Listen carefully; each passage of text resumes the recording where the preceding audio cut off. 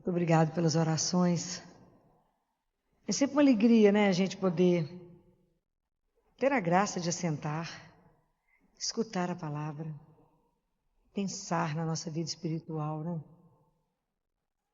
Porque a vida nossa espiritual, ela é um investimento mesmo, né? Nós temos que investi-la, senão a gente não sai do lugar. E nesse domingo nós vimos sobre a ascensão de Jesus. E quando Jesus fala, vós sereis testemunhas de tudo isso. Eu fico pensando na nossa caminhada espiritual, no mundo que nós estamos hoje. Que o mundo olha para nós que somos o resto. O resto, quando eu digo, é o resto que crê, né? É o resto dos cristãos, né? Nós estamos inseridos no mundo pagão. Vocês pararam agora e pensaram no ambiente de trabalho de vocês, quantos professam a sua fé, né? Então, hoje o mundo olha para você para saber, não é só sobre Jesus. Não é isso. Todo mundo já ouviu falar dele, todo mundo ouviu falar do Filho de Deus que veio ao mundo. Mas é para saber como é que o fato de você crer age na sua vida. Isso que as pessoas querem saber, qual é o efeito da fé na sua vida? Como é que você consegue viver os desafios de cada dia? As frustrações, as exigências, as tristezas, as perdas. Como é que você vive isso? Como é que você vive tudo que chega para você? Isso que eles querem saber. Teilhard de Chardin fala, cristão já tem mais de 2000 anos que Jesus veio. O que vocês estão fazendo com a esperança? Ok? Então, como é que nós podemos irradiar uma fé? Como é que eu posso viver todos os conflitos, todos os desafios, todas as exigências que você teve hoje? Como é que você reagiu em cada uma delas? O que te norteou? Compreendem? A nossa vida, mais do que a palavra, ela tem que dar testemunho daquele que me sustenta. Não é fácil. Porque dar testemunho que Jesus está vivo é fácil quando a vida é boa. Quando está tudo bem, todo mundo empregado, todo mundo com saúde, né? Dinheiro no banco, todo mundo passeando. Claro que Deus existe. Tira uma coisa. Como é que nós reagimos? Será que a gente um dia vai ter a capacidade de Madre Teresa? Madre Teresa falava que agradecia, ela era grata a Deus por tudo que Deus tirava. Falava, oh meu Deus, estou chegando nisso, misericórdia. Misericórdia, né? Então, é preciso que a gente preste atenção nisso, né?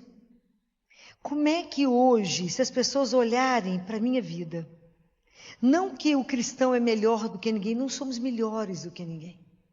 Nós só temos um jeito de agir que é diferente do outro. Por quê? Porque os valores que vão nortear a minha vida é o que Jesus ensinou. É isso. Então eu vou ter esperança sempre, eu estou ancorada. A minha esperança está ancorada, não é aqui, é no céu. E aonde que ela está ancorada? Em Jesus. Então ela vai acabar? Nunca. Mas será que a gente tem a condição de assumir isso, de viver de verdade as decisões, as coisas que a vida traz, mostrando quem é que é a razão da nossa sustentação? É isso que o mundo está de olho em você, para falar, para ver como é que essa pessoa reage. Como é que ela vai fazer com tantas coisas que a vida traz? Como é que ela, como cristã, decide? E isso dar testemunho do nome do Altíssimo. Não é fácil, não. Mas é possível? É. O que nos impede? Nós somos muito lentos, né? Jesus fala isso para os discípulos, né? Como sois lentos para crer? Como sois lentos para acreditar? Em tudo, eu estou aqui do lado de vocês, como é que vocês são lentos? Imagina agora que a gente foi embora, quer dizer, está aqui, imagina não ver. É difícil. Porque nós demoramos demais a caminhar. Porque a nossa vida, eu já repeti isso tantas vezes, mas a gente precisa dizer de novo. A nossa vida é um encontro da graça com a liberdade. Então Deus não vai te invadir. Mas Deus vai fazer de acordo com o que você desejar. Então, Senhor, o Senhor me ajuda a... Fala agora. O Senhor me ajuda a rezar mais? O Senhor me ajuda a ter um programa de crescimento espiritual? O Senhor me ajuda a ter um investimento espiritual? Porque, meus queridos, sem Eucaristia diária, nós não vamos andar.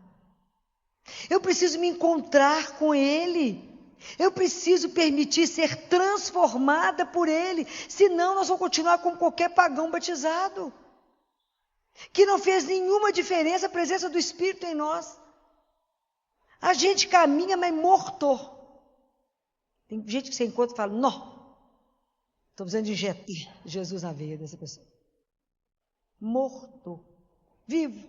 É a psicologia do túmulo. Está morto, só não deitou. Aquele povo que se arrasta. Não tem esperança com nada. Aquele desânimo, falta vida. Eu falo, gente, cadê? Onde é que eu te aciono aqui? É a famosa assídia. O que você tem? Nada. O que você está precisando? Nada. O que você está sentindo? Nada. O que você quer? Nada. Está morto.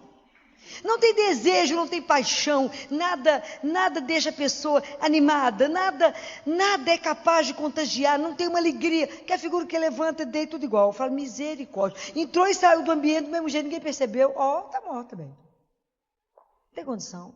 Eu falo, essa não conheceu Jesus não. Porque Jesus é fogo puro.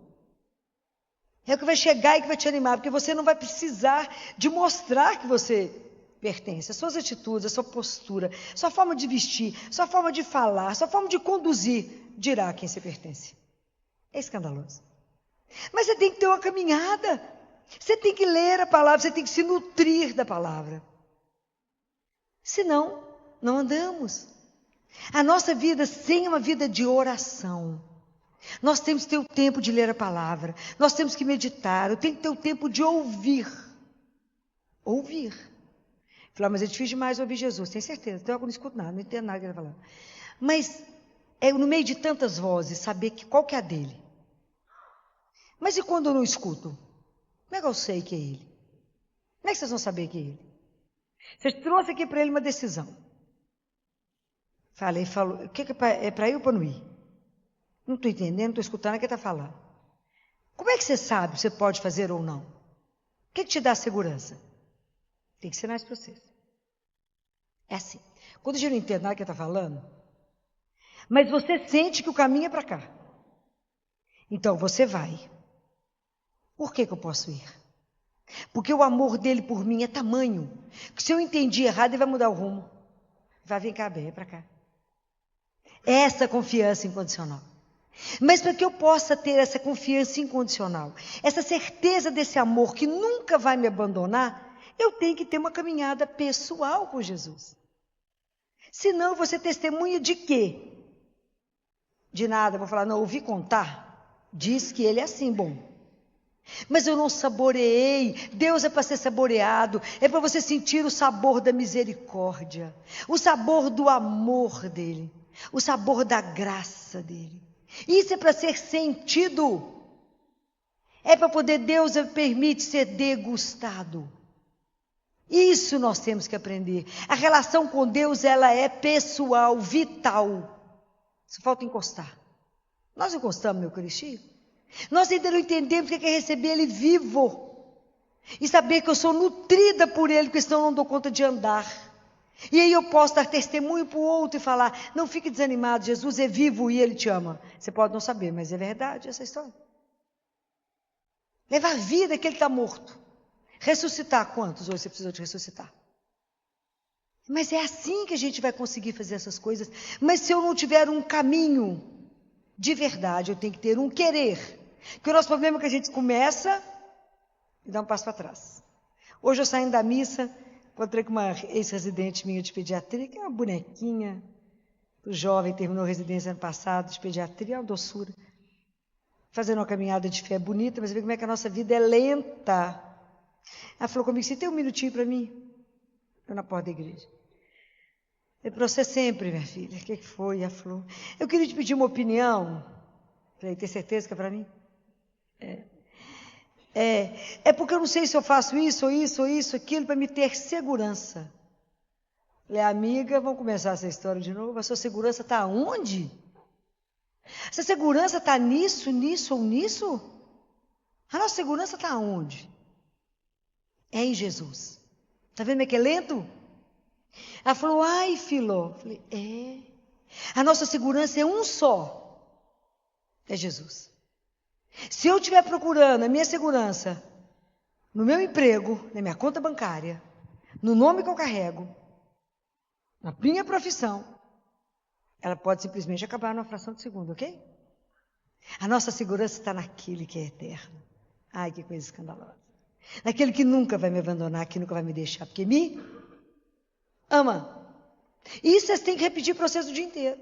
Ele me ama. Então eu vou fazer uma experiência desse amor. E com a experiência desse amor eu vou poder revelar para o outro que é real. A história é real. Que Jesus não é uma ideia, é uma pessoa. Então eu não ponho minha confiança e não tenho fé, não é numa ideia, não. É alguém que é concreto. A palavra se fez. Vocês imaginam quando lá em Gênesis ele falou, faça a luz aconteceu. Está aí, é tudo concreto. É real, gente. Deus é real. Isso é escandaloso. Um Deus que veio até nós e que nos ama na nossa miséria. Eu fico impressionada. Como é que eu falo? Como é que o Senhor vem até mim todo dia na miséria? Tem nada para te dar. Nada. Continua nessa miséria. Continua essa lerdeza, né? Porque até a gente se abandonar, se entregar e falar, faça o que o Senhor quiser. Até eu desejar somente ter a vontade dEle. Até Ele ser o maior amor da minha vida, minha maior riqueza, minha vida, o ar que eu respiro. Isso tem um chão. Porque com Deus não tem nada mais ou menos. E eu queria ensinar a vocês, que vocês lessem. Tem muita, no Evangelho de João, João fala assim, e muitas coisas Deus fez, Jesus fez. Mas isso aqui está escrito para que vocês creiam. Algum de vocês leu o livro de Catarina Emmerich sobre a paixão de Jesus? De onde Mel Gibson tirou o filme? Ninguém leu. Pois é. Agora o Mel Gibson vai lançar o livro da ressurreição. Vai ser uma coisa extraordinária. Nesse livro, tem um capítulo da ascensão de Jesus. Então tem coisas que vocês têm que ler. Catarina Emmerich, nos últimos 12 anos da vida dela, ela recebeu todos os estigmas de Jesus. E ela vivia com uma eucaristia por dia, não tinha nem água. Ela foi beatificada por João Paulo II. Tem jeito de não ser, né, gente? Então ela comungava, ela entrava em êxtase e via as coisas e descrevia. Então tem o livro de Nossa Senhora, que é um escândalo. Quando ela descreve a Anunciação, você acha que morre. Quando ela tem um livro dela de Maria Madalena, espetacular. E tem esse livro. Vale a pena ler. Imagina, essa mulher foi beatificada, ela teve todos os estigmas, ela viu tudo, então ela descreve a ascensão. Na verdade, ela começa a descrever 24 horas antes de Jesus ir. E que Jesus andava com os discípulos. Que Jesus, no dia da ascensão, Jesus andou com eles, refez todo o caminho da paixão. E foi explicando para eles as coisas. Nesse local, foi isso. Nesse local, era o profeta tal que falou tudo isso. Jesus foi passando pelos lugares. Imagina.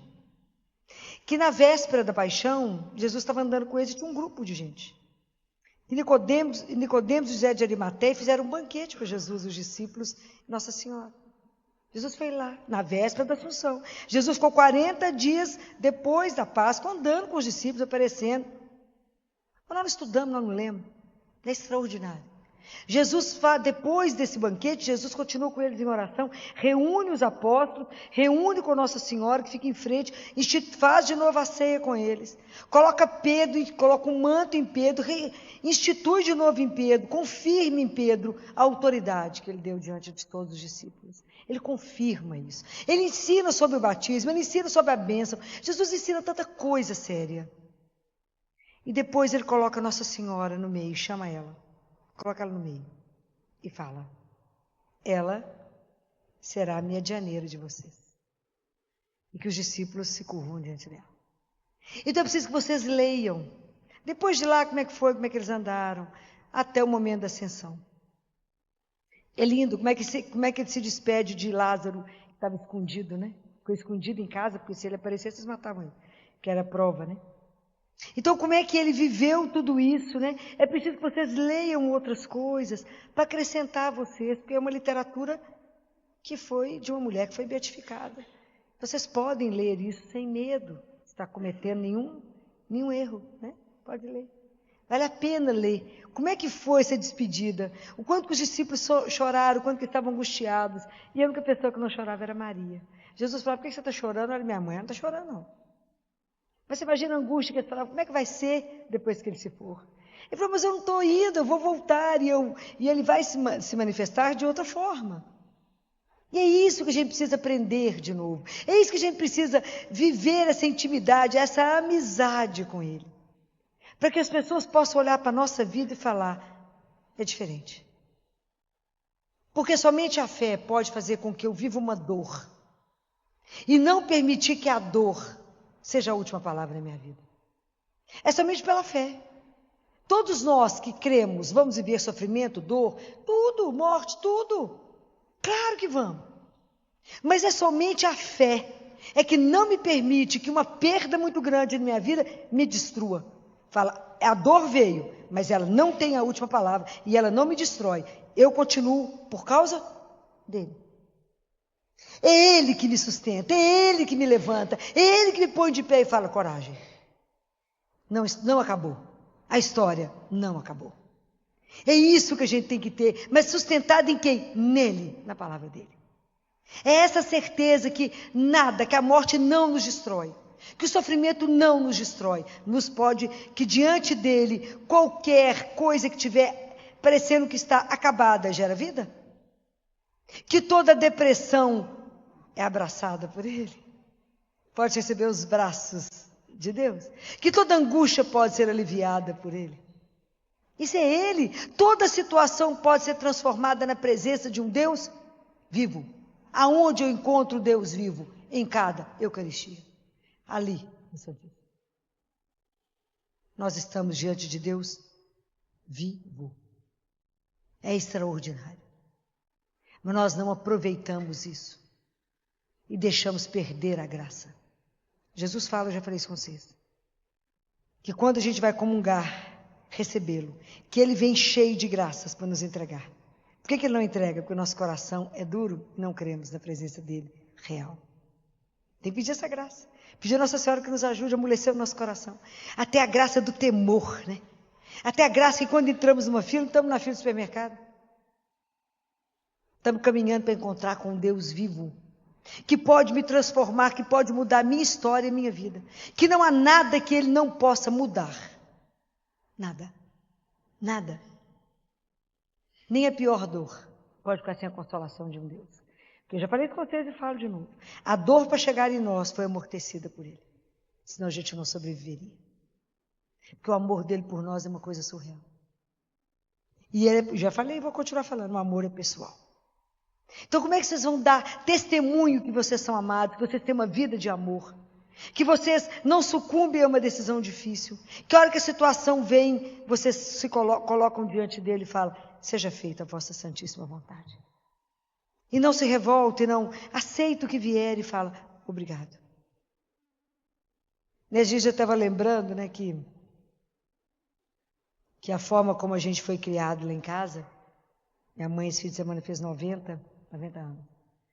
E quando a comida queimava, imagina, correndo fazer comida, menino para a escola, marido com o trabalho, ou caía alguma coisa no chão, a frase que a gente sempre escutou foi, obrigado, Senhor. Obrigado, Senhor. Obrigado, Senhor. Porque a gratidão a gente não nasce com ela, a gente aprende. Então como é que você consegue permanecer de pé? As tempestades chegam, as doenças chegam, as coisas difíceis vão bater. Como é que você consegue permanecer? Porque aquele que me sustenta é maior que tudo isso.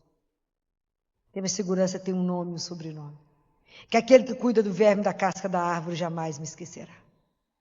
Que aquele que me sustenta não só pela Eucaristia, né, que é ele que me carrega, mas me nutre na palavra.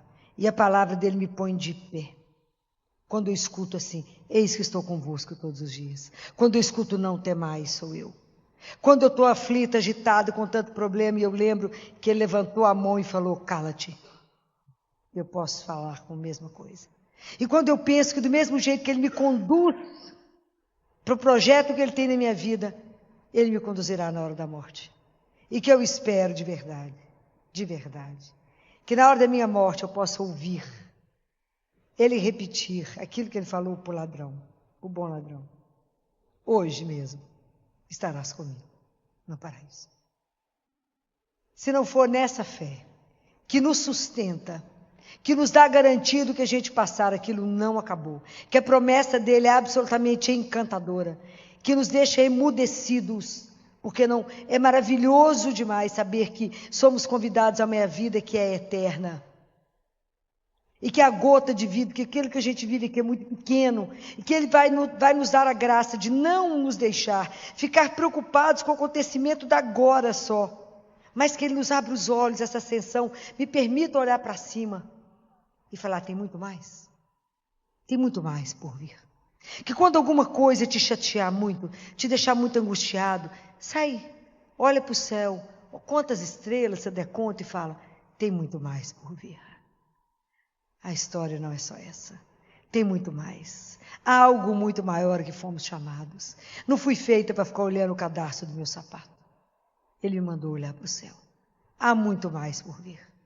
Olha a lua, olha as coisas que ele criou e fala, há muito mais por vir. Há um Deus eterno que cuida de mim, que me ama. Dê testemunho disso pela sua serenidade, pela sua paz que transcende qualquer coisa. Consiga viver o que você tiver que viver. O mundo está de olho em nós. Como que esse povo dá conta? Por causa dele, simples assim. Mas como ele é vivo? Como é que você sabe? Creio nas palavras dele que disse, estarei convosco todos os dias. Naquele Deus que transformou tudo para nós, e cuida de nós. Então, sustentem isso e peça a Ele a graça, e vão pedir a Nossa Senhora a intercessão dela, para que nos ajude no nosso caminho. Fala, me ajude, Senhora, eu quero fazer um caminho de verdade. Eu não quero começar e parar. Apesar de Deus ter uma paciência infinita. Mas é porque eu tenho medo do tempo não dar. Eu falo com ele, obrigado por não ter desistido de mim. Obrigado por continuar insistindo comigo. Obrigado por me mostrar tanto cuidado, tanto zelo, que às vezes tira a nossa fala. Obrigado por ser tão delicado, tão atencioso, tão doce. Nessa doçura que Ele permite que a gente saboreie esse mel que Ele é. Ele é doce. Deus cuida. Obrigado por ser inclinado. O Senhor inclinou e veio até mim e fala comigo. Isso é uma coisa surreal.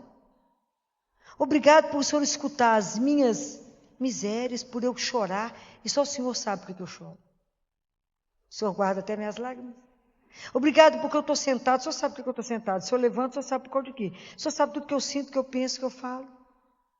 É de enlouquecer esse amor, da gente olhar e falar, como a gente pode ser merecedor disso? Não somos merecedores. Ele é amor. Mas Ele nos convida a viver essa aventura com Ele. Aquilo que eu falei semana passada com vocês.